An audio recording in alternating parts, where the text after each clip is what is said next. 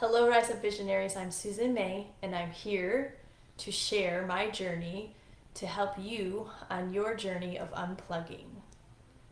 All right, says I'm now live. It always says that after I do my intro, but then I watch and it's a-okay. So, one thing I'm hoping is that my audio is okay. I like to check that beforehand usually, and I forgot. So, if anyone jumps on and they can tell me whether they can hear me a-okay, that would be awesome. Today, I want to talk with you about time. On Monday, I asked you all, why don't you have enough time? Because this is a recurring theme. It's not just me who's hearing it. A lot of my friends are hearing it. I don't have time to do that. And I've heard this over my whole entire life. I remember actually when I chose to cloth diaper and someone said, well, I just don't have time to do that. And I could understand that why many people would not have time. And so we're going to talk about what that means. But before I jump into that, I want to share with you a story that some of you may have heard that Elizabeth Gilbert, the author, shared. And she was speaking with who she called a wise older woman. And the wise older woman said to Elizabeth Gilbert, what are you willing to give up in order to have the life you keep saying you want? And Elizabeth said, you're right. I need to start saying no to things I don't want to do. And the wise older woman said, no, it's much harder than that. You need to learn to start saying no to things you do want to do, with the recognition that you have only one life and you don't have time and energy for everything. And I think that is a beautiful story, whether it's absolutely true or not, because it shows us that we all have a limited amount of time. And so it's not really a matter of not having enough time. It's about our choices and what we decide to do with our time. So when I asked you all why you didn't have enough time, first of all, I only got a couple responses. And my little joke is, I guess people didn't have time to answer.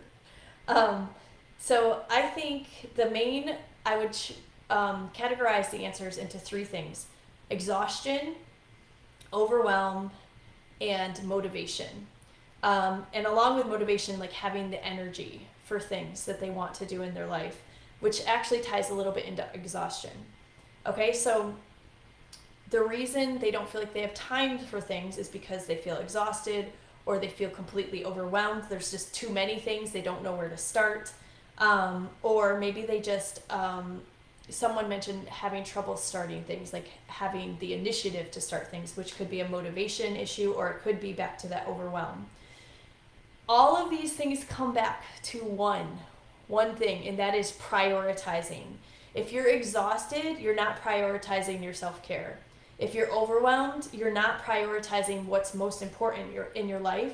You also may be stuck in thinking about the past or the future and not focusing on right now. What's the one thing I need to do right now?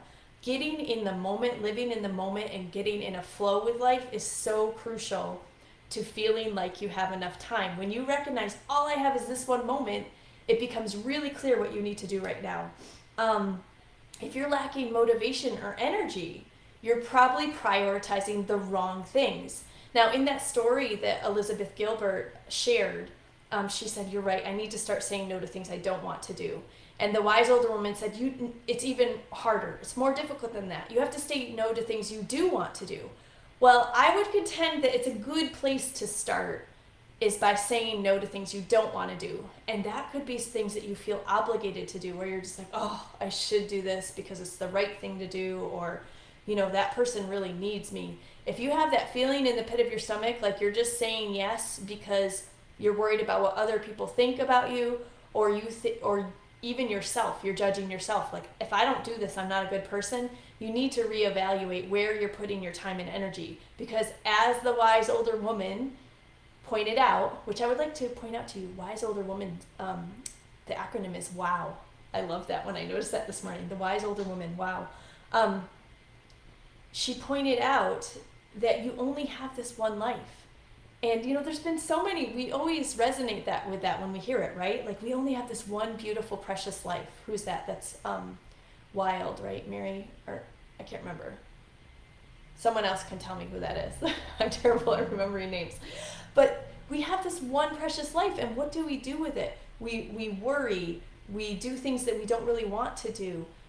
We fill it up with all these things and that just don't light us up, okay? Have you ever noticed how often the busiest people are often the most productive? Well, I'm not one to promote productivity for the sake of being productive, but I will say that I've seen this in my life, especially like as a student, both in high school and college.